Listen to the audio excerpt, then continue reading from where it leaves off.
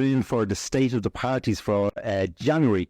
So we have Sinn Féin up 2 points to 30%, Fine Gael down 1 to 20%, Fianna Fáil down 2 to 17%, the Social Democrats are unchanged at 5%, People Before Profit are down 1 to 3%, the Green Party are unchanged at 3%, Labour are down 1 to 3%, Aim 2 remain unchanged at 3%, and the Independents are up 3 points to 17%.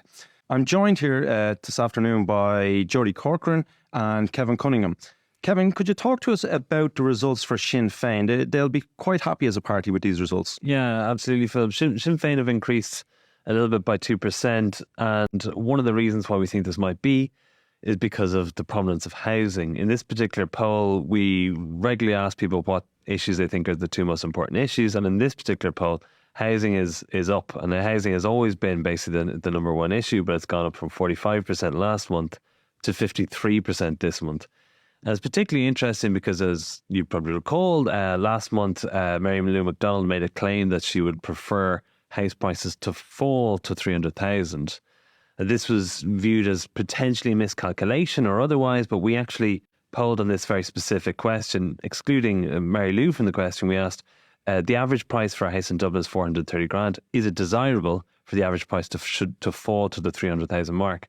And 69% said yes to this particular question. 20% said no.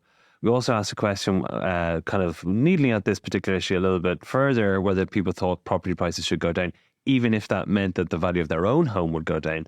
And again, 63% were in favour of this. So it seems that it's not a miscalculation by Sinn Féin, but perhaps, in fact, it's a miscalculation by Leo Varadkar, who actually... Yeah, that's very true. Fine Gael made a lot of those comments and had various statements out and said this is a threat to...